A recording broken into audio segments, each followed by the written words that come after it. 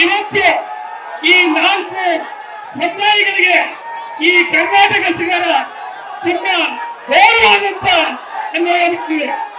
ನಮಗೆ ನಾವು 7% ವಿರೋಧಾಸಲಿದ್ದೇನೆ ನಮ್ಮ ಹಕ್ಕನ್ನು ಕೇಳಿದ್ವಿ. ಆದ್ರೆ ಇವತ್ತು ಕೇವಲ 5% ಮಾತ್ರ ಕೊಟ್ಟು ಅದ್ರ ಜೊತೆಗೆ ಉಳಿದ 59 ಹಲವಾರು ಜಾತಿಗಳನ್ನು ಸೇರಿಸಿ ನಮಗೆ ಒಂದು ದೊಡ್ಡ ಅನ್ಯಾಯ ಮಾಡ್ತಾ ಇದೆ. ಬಿಜೆಪಿ ಸರ್ಕಾರ ಇದ್ದಾಗ 15% ಇದ್ದು 17% ಮಾಡಿತು. ಆದ್ರೆ ಆ 12% ಹೆಚ್ಚಿಗೆ ಮಾಡಿದ್ರು ಸಹಿತ ನಮ್ಮ ಬೋವಿ ಬಂಜಾರ ಕೊರಮಾಚರಿಗೆ ತುಂಬಾ ಅನ್ಯಾಯ ಮಾಡಿ ಇವತ್ತು ನಾವೆಲ್ಲರೂ ಸೇರಿ ಬೀದಿಗೆ ಹೋರಾಟವನ್ನ ಮಾಡುವಂತ ಪರಿಸ್ಥಿತಿಯನ್ನ ಈ ಸರ್ಕಾರ ತಂದಿಟ್ಟಿದೆ. ಈ 4 ಸಮುದಾಯಗಳು ಲಕ್ಷಾಂತರ ಮುಂದಿನ ಹೋರಾಟ ಮಾಡ್ತೀವಿ, ಬೀದಿ ಹೋರಾಟ ಮಾಡ್ತೀವಿ. ಅದು ಆಗ್ಲಿಲ್ಲ ಅಂತಂದ್ರೆ ಸರ್ಕಾರ ಈ ಮಾತು ಕೇಳಿಲ್ಲ ಅಂದ್ರೆ ಕಾನೂನು ಹೋರಾಟ ಮಾಡ್ತೀವಿ. ಬೋವಿ ಬಂಜಾರ ಕೊರಮಾಕೋಚ ಸಮುದಾಯವನ್ನ ನೀವು ಅಷ್ಟು ಹಗುರವಾಗಿ ತಿಳ್ಕೊಬೇಡಿ. ನೀವು ಇವತ್ತು ಈ ಸಮಾಜ ಜನಗಳು ನಾವು ಪರಿಶಿಷ್ಟ ಜಾತಿಗಳಲ್ಲಿ ಸುಮಾರು 35ರಿಂದ 40% ಜನಸಂಖ್ಯೆ ಇದ್ದೇವೆ. ಆದ್ರೆ ನಮ್ಮ ಈ ಜನಸಂಖ್ಯೆ ಕೇವಲ 30-32 ಲಕ್ಷ ಅಂತ ಮಾತ್ರ ತೋರಿಸಿದ್ದಾರೆ.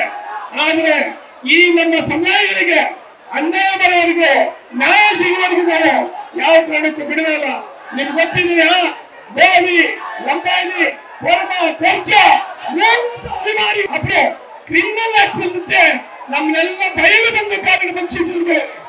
ಇವಾಗ ಕೊರಮ ಕೊರ್ಚಿಯವರು ಹಟ್ಟಿ ನೋಡ್ಬೇಕು, ಬೋವಿಗಳ ಪರಿಸ್ಥಿತಿ ನೋಡ್ಬೇಕು ಏನಾಗಿದೆ ಅಂತೇಳಿ. ನಾವೇನೋ 4-5 ಜನ ವೇದಿಕೆ ಮೇಲೆ ಒಳ್ಳೆ ಬಟ್ಟೆ ಹಾಕೊಂಬಂದಿಗೆ ನಾವೆಲ್ಲ ಮುಂದಿದ್ರಲ್ಲ.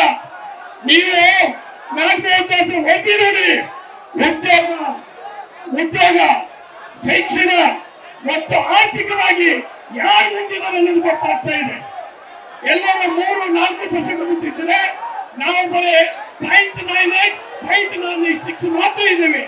ಇವತ್ತು ನಮ್ಮ ಈ 4 ಸಮುದಾಯಗಳನ್ನು ಸ್ಪರ್ಶ ಅಂತ ಪರಿಗಣಿಸಿ ಇದು ತಮ್ಮ ಗೊತ್ತಿದ್ದು ಸಹಿತ ಇದೊಂದು ಅಸಂವಿಧಾನಿಕ ಪದ, ಇದನ್ನು ಬಳಸಬಾರದು ಗೊತ್ತಿದ್ದು ಸಹಿತ ಆರ್ಟಿಕಲ್ 17 ಪ್ರಕಾರ ಇದು ತೆಗೆದುಹಾಕಿದ್ದು ಸಹಿತ ಇವತ್ತು ಸ್ಪರ್ಶ ಜಾತಿಗಳನ್ನು ಬಣ್ಣ ಕಟ್ಟಿ ನಮಗೆ 4 ಸಮುದಾಯಗಳನ್ನ SC ಪಟ್ಟಿಯಿಂದಲೇ ದೂರಿಡಬೇಕು. ಈ ಸಮಾಜಗಳಿಗೆ ಯಾವ ನಾಶ ಮಾಡ್ತಾ ಹೋಗ್ತಾ ಇದ್ರು. ಆದ್ರೆ ಈ ಹೋರಾಟ ಇನ್ನೂ ಮುಂದುವರಿಯುತ್ತದೆ. ಜಯ ಭಾರತ್. ನ್ಯೂಸ್ ಫಸ್ಟ್ ನಿರ್ಭೀತಿಯಿಂದ ನಿಮ್ಮ ಪರವಾಗಿ.